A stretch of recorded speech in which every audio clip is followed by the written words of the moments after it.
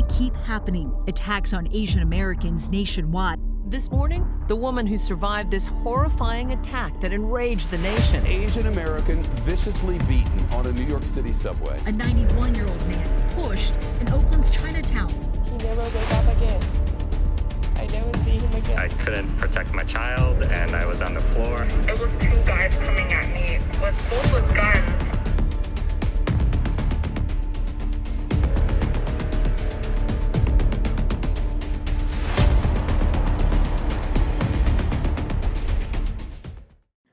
It is no secret that discrimination against Asians have been prevalent and blatantly shown in the so-called Land of the Free.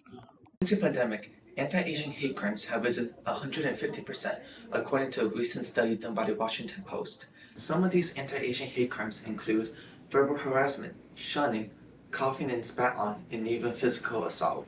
One tragic example is the 2021 Atlanta spa shooting.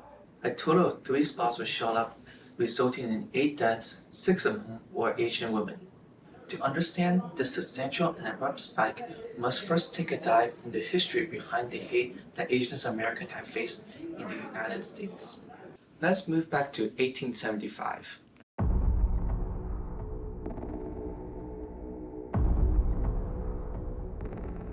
After slavery was formally abolished in the United States, thousands of Chinese people were brought to the country to work in industries such as railroads, sugar plantations, and mining.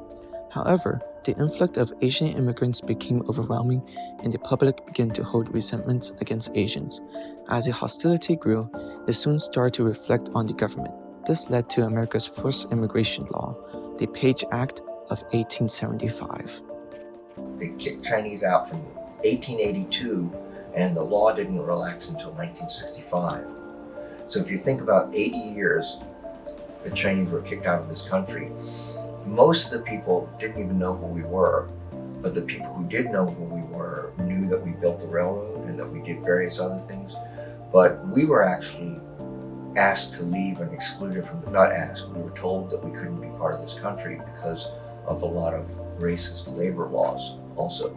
The guy who started workers' unions that are supposed to help people get a living wage, they were racist toward Chinese and Japanese, for example. So there were a lot of laws that come into play. This led to the immigration of Chinese women becoming illegal and barring existing Chinese American women from becoming citizens.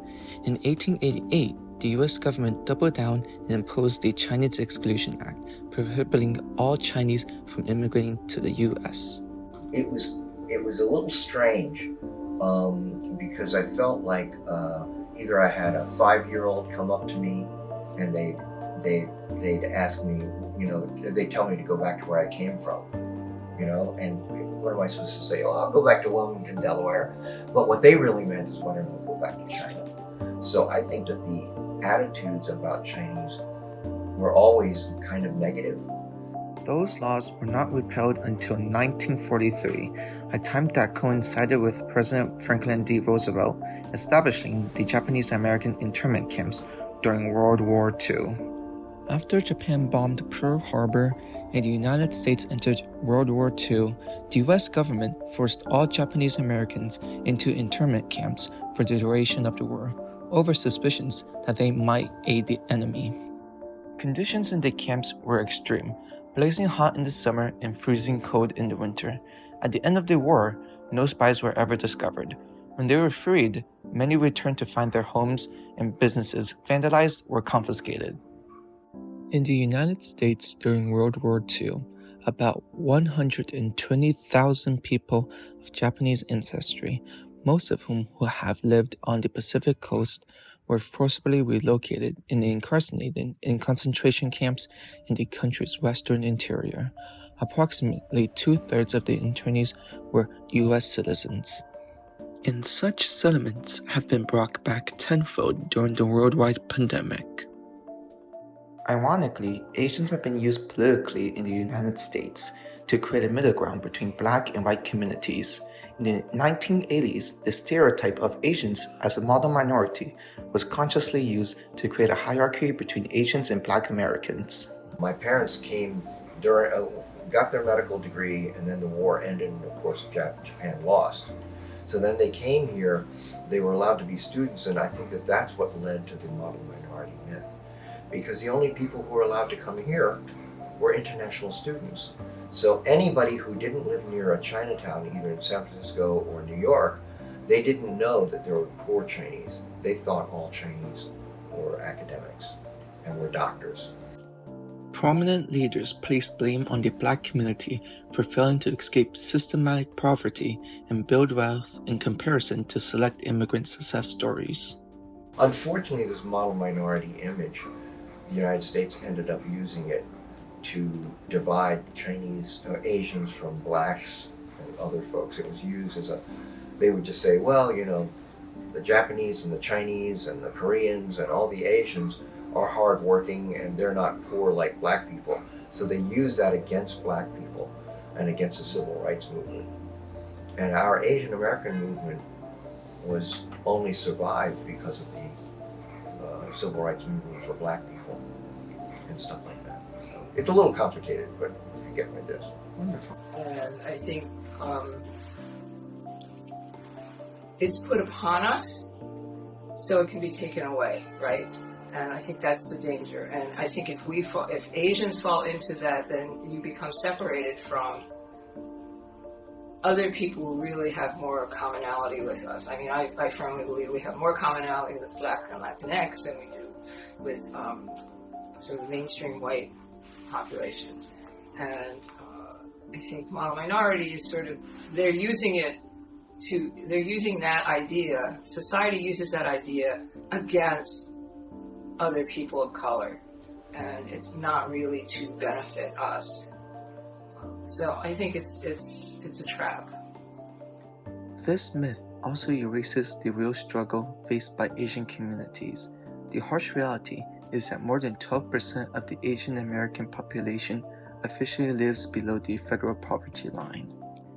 These numbers do not include the informal economy, such as domestic workers or sex work, or the roughly 1.7 million undocumented community members. Now looking towards today, this hate has manifested its way towards a pandemic where xenophobia is heightened to an absurd amount. Last year, former President Donald Trump reinforced white supremacist narratives with his tweets about the origins of COVID-19, which he termed Chinese virus. Experts warned that his dehumanizing and xenophobic rhetoric would exacerbate the possibility of violent attacks during a global pandemic. I was surprised to hear, first of all, we heard about Asians getting attacked, and then once it got publicized and it was actually labeled as racism, it's the first time Asians getting attacked has ever really been identified as racism. I was surprised that that everybody from the president to other people started publicizing anti-Asian hate. And I think that there was more hate after it was publicized, you know? And I think that Asians have always been attacked, but I don't think everybody knew about it. This is the first time in the history of the United States that anti-Asian violence has actually been on the national stage. Even the president is talking about it, right? Which it's a good deal for us because nobody had thought we were discriminated against. They always said, oh, model minority, you're successful, you don't need anything, and it's just not true for Asians who are not successful. It turns out that words do indeed have consequences. We have watched in anger and dismay as Asians and people who appear Asian have become victims of a spate of violence across America. Between March 2020 and February 2021, Open Society Grantee Stop AAPI Hate documented nearly 3,800 self-reports of anti-Asian hate incidents.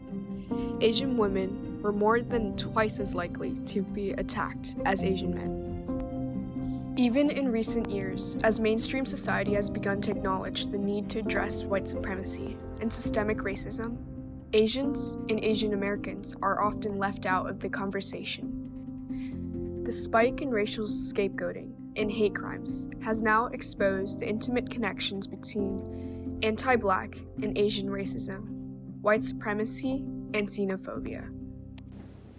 People look for a scapegoat when something political is happening. So back like with Vincent Chin, the auto industry was going down and the competition from Japanese auto industry was very fierce. And so he was, the two guys who killed him lashed out at him because they were laid off auto workers, and they blamed Vincent Chin, who was Chinese, but they blamed Vincent Chin for the competition from the Japanese auto industry.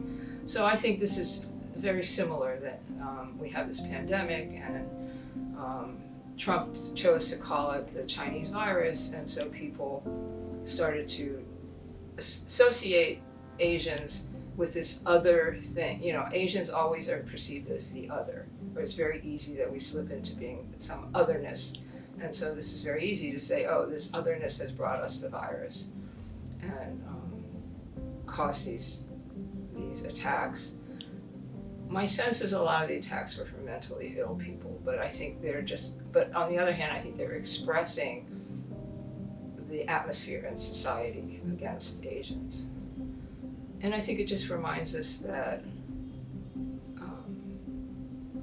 this country has not accepted the reality of its diversity, or hasn't embraced the reality of its diversity.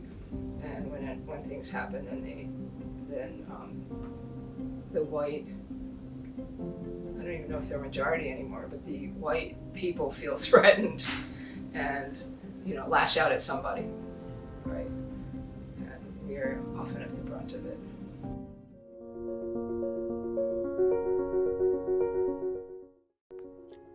To end racist and sexist violence, the United States will need to recognize and embrace the diversity of all its communities as a strength. People need to look at, one, how they face discrimination, because they need to be able to support their communities, but they also have to look at where they have power and privilege. People shouldn't use the virus as an excuse to attack Asian Americans, because we are all immigrants now, and they should know about it. And so we have to educate the people, so we have to do training, when we walk on the streets, we be careful, and when we are being attacked, either verbally or physically, we should report them to police and to other authorities. In terms of anti-Asian violence, anytime anybody hears somebody say something against Asians, somebody should be interrupting them and stopping them. But that's not going to happen until we start re-educating everybody. Putting Asian American history in the history textbooks, getting everybody to understand how important our diverse histories are, because they're hiding all the bad stuff. I think they have to work at the community level. You have to be able to work deeply with your own base, the Asians, to help them with their issues, like we're doing housing right now, but also to bring in, to pull them out of isolation, even if it's, which is of course exacerbated by race and language, to see how they fit into the larger society, and how the larger society is dictating some of these things that are happening. But then also to find ways to work with other communities to bring those communities together, because I think when you're working together, like Queensbridge housing is just perfect. There's Koreans and Chinese and Bengalis and Black and Latinx. So all those communities have common problems. And if they can work together with different tenants unions, everything, I think it will really overcome some of these misconceptions and mistrust between communities. And it will build our own Asian community power, but also build the power of the other working class immigrant communities that need to be together. So I think it's, it's a very long project, right? It's not easy.